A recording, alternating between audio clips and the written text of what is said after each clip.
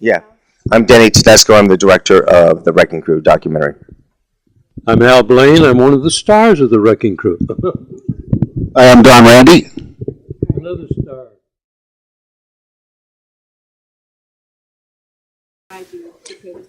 I started the doc in 1996. My dad, Tommy Tedesco, was a guitar player and a studio musician, and unfortunately he was passing on. They gave him a year to live, and I thought, I want this story to be told. I want their story to be told, and I jumped into it quickly. And I started filming these guys in 1996, tried to get this film out there since 1996, and it wasn't until last year that we finally got a distribution deal. Well, for me it was great. I mean, we had been doing a lot of film. I had worked as an actor at Paramount, at 20th, at different places, and I actually worked for Walt Disney. And as an actor, but all of a sudden, here I am in the music business, and all of a sudden, I'm back in front of a camera with Denny. And I know Denny since he's born, practically. His dad was, and mom and dad, good friends.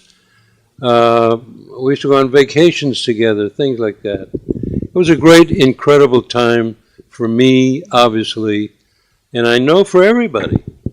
I'm sure you too. You got to remember that we were part of a group that was so busy, and we were working all the time, and it was a wonderful thing for us. We went from one date to another date to another date, and it went on for years. It just didn't stop. And to be able to say that we played on that many hit records and to meet all those wonderful artists that we work for, you know, and we got treated very well because we were making hit records and people wanted us. It was nice to be wanted. The thing about these guys is, someone asked me the other day, were they ever upset about not being in the limelight? You know, and the thing is, they weren't, because they were the stars. No one realizes they were the stars to the stars. That's the most special part about it. You guys were so well respected among your peers as well as the stars themselves.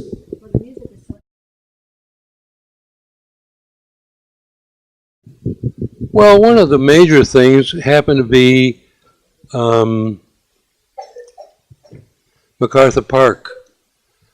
The hit that Richard Harris, a great actor, British actor, did. It was like a trilogy. And it was an amazing, amazing piece of music. Then they took me to England, my first trip to England.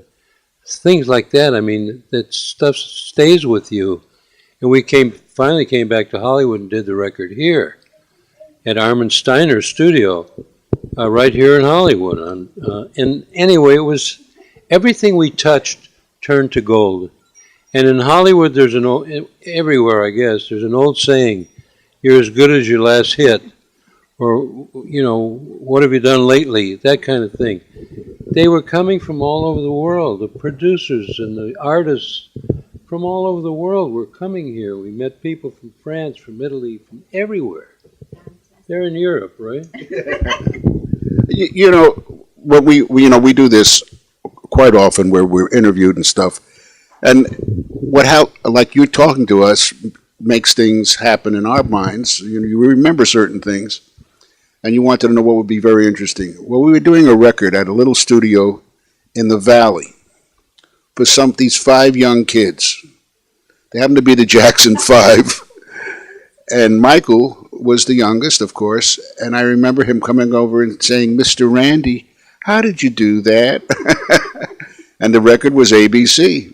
So, you know, it's just one of those things that and from there, you can go to the Beach Boys, to Frank Sinatra, to Nancy Sinatra, to Sonny and Cher, to all, it just goes on and on and on. I did 3 different albums with Lou Rawls, you know.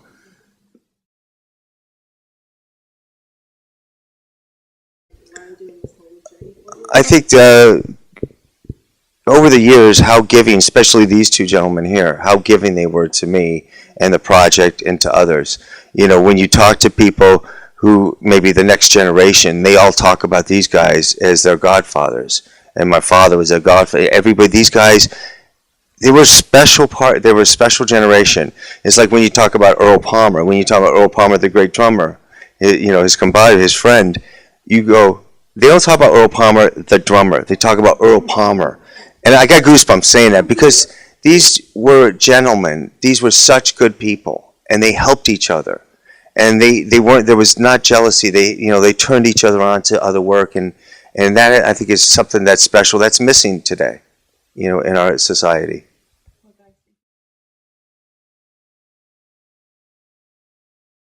Well, one of the great songs that I always thought, I did just about all the Fifth Dimensions records, and they did a record called Dimension 5 that Bones Howe produced. I think far and away that's some of the greatest drum work I ever did. People never even heard of it. Well, oddly enough, I would have picked a song called Drummer Man for you, Oh, that's where he plays some of the greatest drums for Nancy Sinatra. But there were so many, it's almost impossible. And I always go back to, to be either it's Brian Wilson and the Beach Boys or one of the Phil Spector dates. They were always very interesting. By the way, Phil Spector's working on a new band. Thank you so much.